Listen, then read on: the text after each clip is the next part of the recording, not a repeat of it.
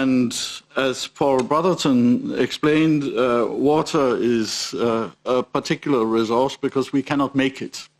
We can only take the water that is available for us in nature, and therefore I think that the approach is right, that if you want to secure water for all and leave nobody behind, you need to look after the water resources that we have in nature. I will focus in this presentation on some of the elements of how to look after it, and I will focus also on the economic and financial challenges which this poses. How do I...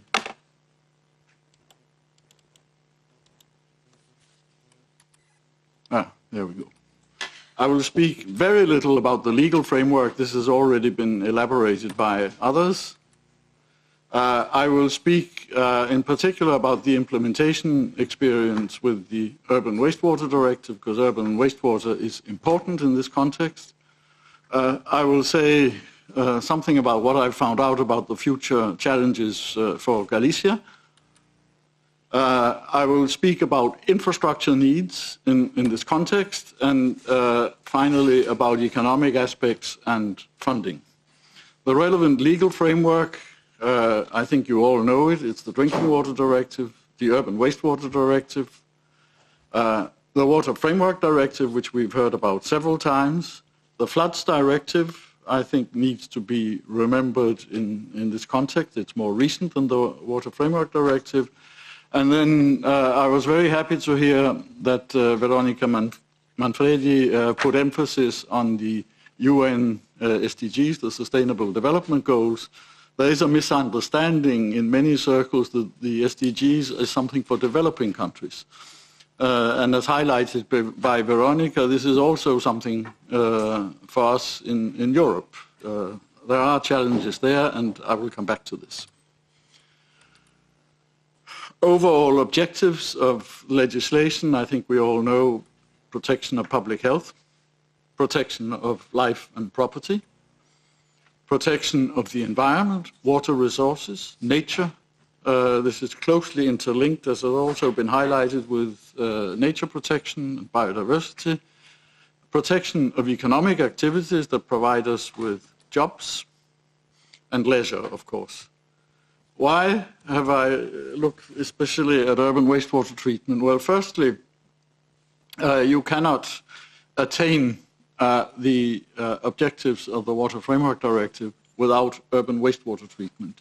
With the kind of population density that we have in most parts of Europe, you can forget about environmental targets, you can forget about clean water resources if you do not have urban wastewater treatment.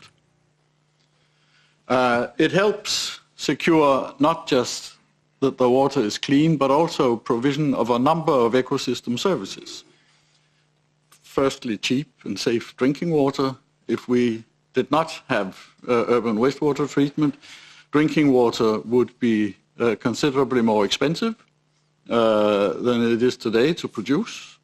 And of course, somebody would have to pay for this, the consumers. Provision of water for all kinds of other public services, like keeping our cities cool and green.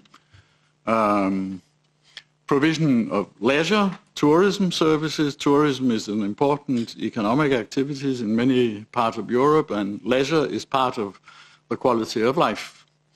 Jobs in water-dependent sectors, and there was a report from UN Water, I think a couple of years ago, saying that something like 90% of all jobs are more or less water-dependent, jobs in industry, agriculture, fish farming, etc. And then finally, of course, sustain nature and biodiversity, and this is part of the ecosystem services that nature and biodiversity provide us with. Implementation of the Urban Wastewater Directive has been delivering very significant benefits albeit as highlighted also by Veronica, in some places later than planned in the Urban Wastewater Directive. There was a timetable which ended in 2005. We'll see a little later that some member states, including Spain, are still lagging behind on this. But it has nevertheless delivered, and you can see this if you look in the reports from the European Environment Agency, you can see that the concentrations of phosphorus and organic matters in Europe's rivers has gone significantly down. It's been halved, more or less, and it's moved from, so we say, impenetrable water to clear water in many places. But implementation needs to continue, as I said, because there is this implementation gap still.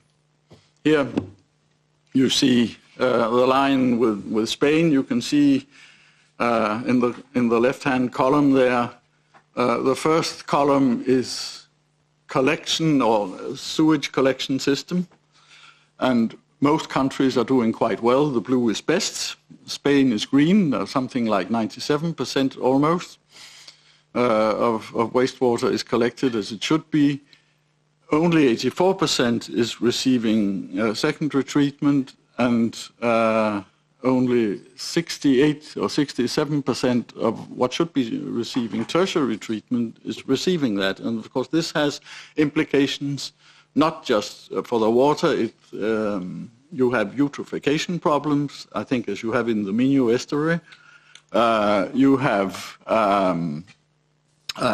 have all sorts of other environmental problems. Here you can have, where you have, I think you know about this in Galicia, I think, shellfish production, where inadequate treatment of wastewater leads to risks for food production. Okay, 2015 river basin management plans. If you look in the European Environment Agency's report that came out last year, you cannot see it directly in the report, but if you click on some of the links, you can see for each river basin what are the main pressures and so on. So I have had a look there for the two river basins in Galicia, Minho-Sil and Galicia Costa. And Minho-Sil, I see urban wastewater. I see stormwater as a problem. I see flood protection as a problem. I see water abstraction as a problem, and I see chemical pollution as a problem, although it's very few chemicals. And like in almost everywhere in Europe, it's a handful of substances that is, they may vary from place to place, but it's hardly ever more than a handful of substances that are giving problems. Galicia Costa, urban wastewater, stormwater, urban runoff, and again, something like a handful of, I think it's 4 chemical substances. There are, of course, other issues, but we cannot deal with everything today. In Minho-Sil, there's agriculture, there's mining, there's transport, there's small non-IED industry, and in Galicia Costa, there's also non-IED industry. We go on. I think we cannot consider needs without considering the impact of climate change, land use change, and global and local socio-economic development. Water infrastructure has a lifetime of 50 years, and therefore it's insufficient to look at what we need for the next 3 years or 5 years. Likely impacts, I think, if no action is taken in water management, is increased demand for energy and water due to economic development, due to climate change, deterioration of water resources quality as the temperature increases. Many of the environmental problems will increase with it. Increasing risks of flood damage, increasing risks of forest fires. I think you know everything about this in Galicia.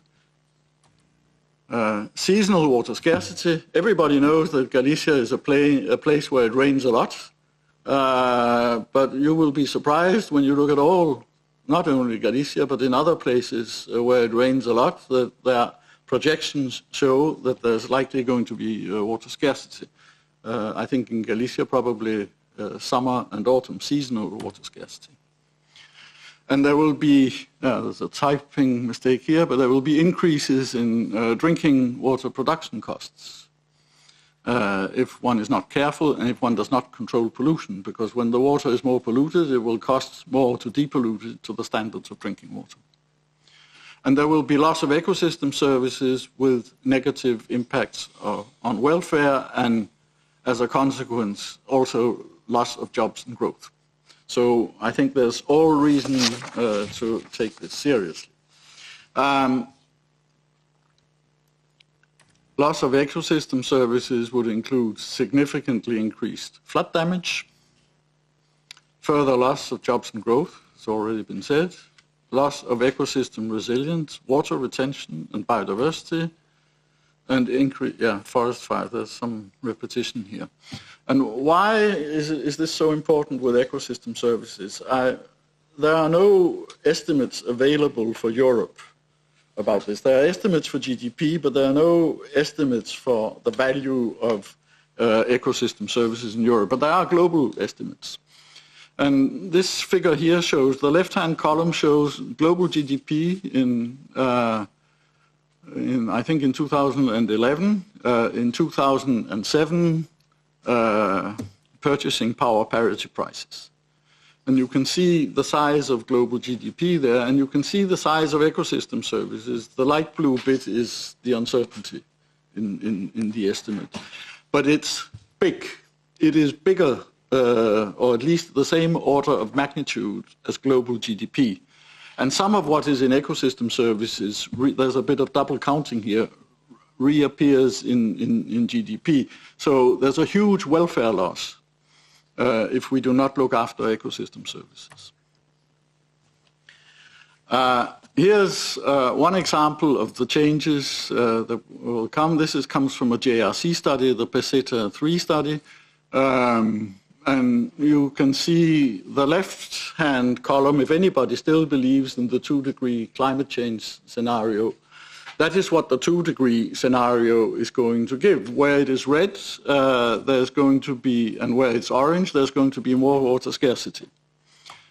And if you look in the right-hand one, these are an average of 11 different projections. So this is not a pessimistic scenario. It is an average of the optimistic and the pessimistic scenarios for the period towards the end of the 21st century. And there you also see that Galicia will not be faring particularly well, and there's all sorts of reason to take account of climate change when you consider water infrastructure.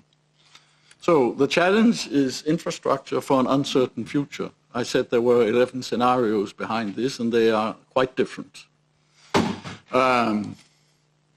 We are having unprecedented rapid changes in the climate and in land use and demography, much more than we've had. The next 50 years, things will change much more than they have in the past 50 years. Existing infrastructure will no longer be adequate. I think this goes without saying. If you have much more intensive rain events and so on, the sewers will simply not be able to cope with it, and you will have overflowing sewers. We are already seeing this in many places in Europe when there's torrential rain and combined sewers. You get raw sewage coming up in people's basements through the sewer system.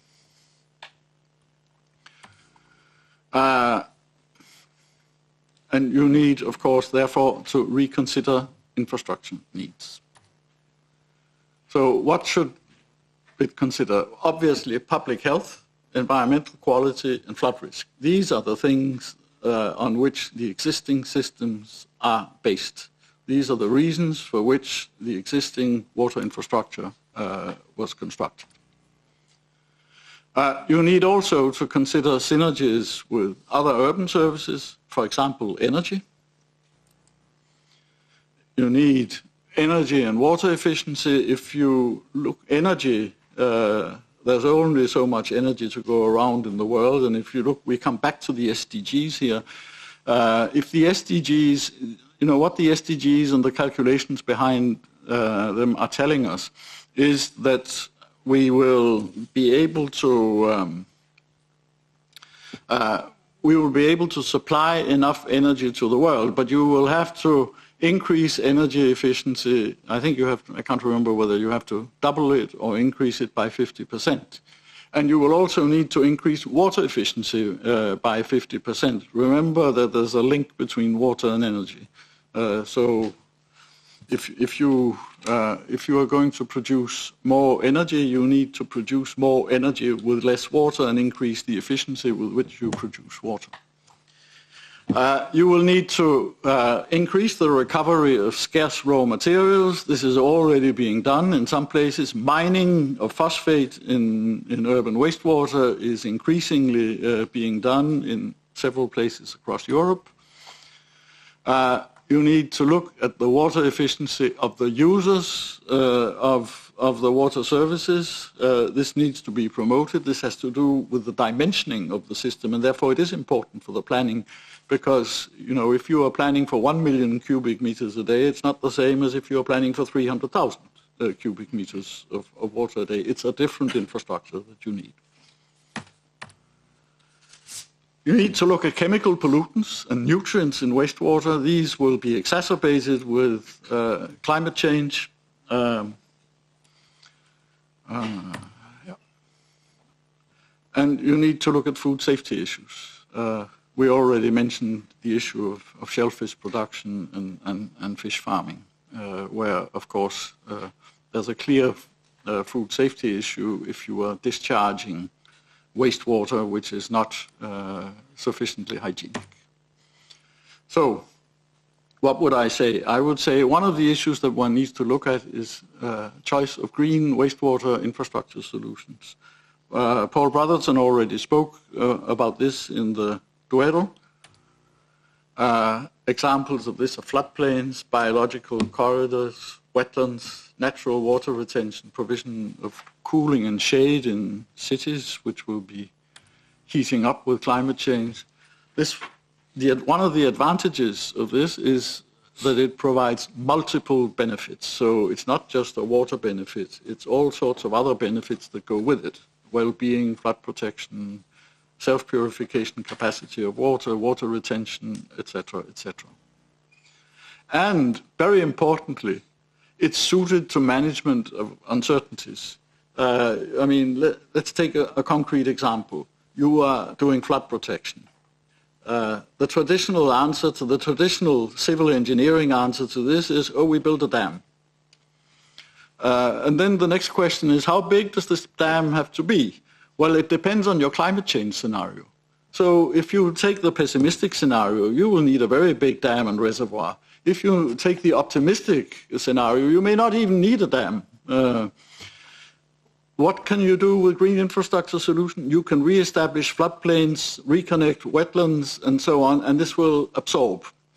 And you are able to adjust by increasing the amount of land that you take into the floodplain, the amount of land that you use to re-establish wetlands, and so on, as you go along, as you become more certain about what the impacts of climate change will be. This will avoid putting lots of money into infrastructure which is perhaps unnecessary. So this is a good and it's a cost-effective choice in cases where green solutions are adequate. Green solutions cannot solve all problems, that's clear. But it is an option that needs to be looked at. Okay, water infrastructure is under pressure. The EU legislation, and we now come to the economic bit of this, EU legislation requires application of polluter pays and user pays principles. This is in the treaty, it's in the Water Framework Directive. Water services should provide, and these are the basic requirements, adequate incentives to efficient use of water, and adequate contribution to cost recovery, including external costs. And external costs are all the costs that do not appear in the bookkeeping of the water provider. Unfortunately, application, at least in my view, of these principles is at the very best scant. Fiscal consolidation policy and restrictions on water pricing means that the infrastructure is under pressure. Why? Well, fiscal consolidation policies means that it puts a limit on how much public money you can put into this because of the need to restrict overall public consumption. And restrictions on water pricing, I would say these are mainly political. Politicians are notoriously reluctant to subscribe to increasing water prices, and particularly since the crisis, since the 2008 crisis, there's a lot of political resistance to increasing the price of water. This is, of course, in my view, complete nonsense, because in one way or another, it is paid for. And it is paid for with water consumers' money, whether it's paid for through some kind of subsidy, whether it's paid for by the customer, and so on. But there's a real issue with affordability that one needs to take account of here. And you can, have a look at France and the Gilets jaunes, and you will see what the impacts are if you do not take account of affordability and you do not engineer your charges or taxes in a way that you take care of those who are least able to pay. This links to what Veronica was saying about the real access of everybody to water in Europe. So if one is going down this way, this needs to be taken into account, but there are ways of doing so. This is not a rocket science. Okay, and then because of the new issues, chemicals, stormwater, and so on, that infrastructure needs to consider also, we can expect that the investment needs are increasing, will be increasing. And the result is that water industry, in fact, is struggling to recover resources for asset renewal. I can give you examples of, if you say that a water infrastructure has to last for 50 years, well, then you have to recover 2% of the investment cost, basically to finance new investment every year. And this is being turned down by many member states. Oh, they're saying it's no longer necessary. But with the way things are changing, infrastructure will have to follow the change. You cannot simply sit and let your infrastructure deteriorate and become less and less fit for purpose and still deliver the benefits of this infrastructure. So there's a real issue here. EU funds, this is the last thing I'm going to talk about. The EU budget is obviously, I spoke about fiscal consolidation. The EU budget, as a result of the same thing, is of course also under pressure, as we all know. Another fact, EU grants available for support infrastructure are primarily for the regions that are lagging behind in development or the regions in decline. If the conditionalities are satisfied, which concern cost recovery, incentive effects, and other things. So let's say it is only some who are eligible for EU funds, and of course private operators are not eligible for these funds. There's no legal impediment for cost recovery taking full account of affordability. I've already explained that. EU loans are also available, and these are available for private investors where water services have been privatized, EIB. But projects have to be bankable, and what does it mean that they have to be bankable? It means that there has to be a stream of income which is able to reimburse the loans. these are very advantageous loans compared to commercial bank loans, low interest and long payback times. You have two approaches to polluter pays. One is the strict application of polluter pays. The other one is payment for ecosystem services. And there's a certain tension between the two, because one says that the polluter has to pay.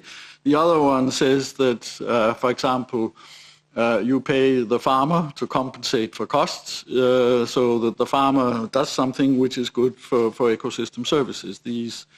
This is a beneficiary pays system, but at the end of the day, we can see in agriculture, for example, that the strict application of polluter pays principle is extremely difficult. You have a look at the agricultural regulations, and it's full of how they can be paid with agriculture policy money for taking measures which they should have paid themselves if they were fully implementing the polluter pays principle.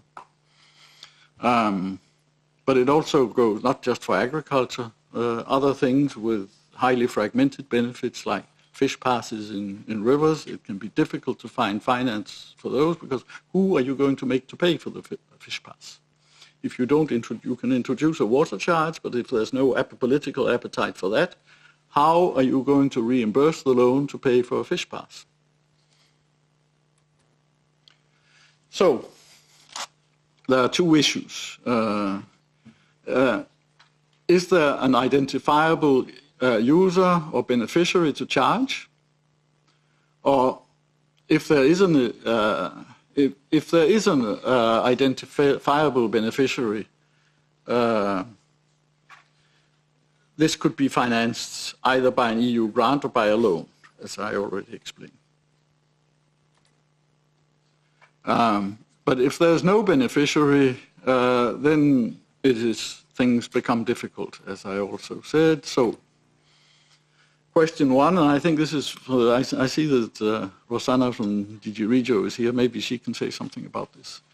How will one ensure that full cost recovery will be feasible so that future generations do not have to pay for our follies? Because if you do not, I come back to the issue of the infrastructure and the recovery of the investment. If you do not recover, what happens is that the asset value will simply decrease. And this means, what is the impact of this? This means that you are passing on the costs to future generations. This is I think, the impact. If you do not recover so that you have a bag of money to reinvest when the time comes to renew the infrastructure, then you leave the problem with our children and our grandchildren. Question two, how does the Commission foresee financing of infrastructure with no clearly identifiable beneficiaries, very fragmented benefits? That means where you cannot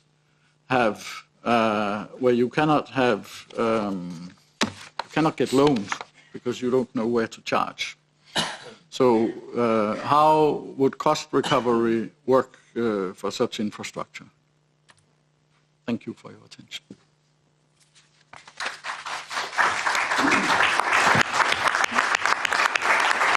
Thank you very much.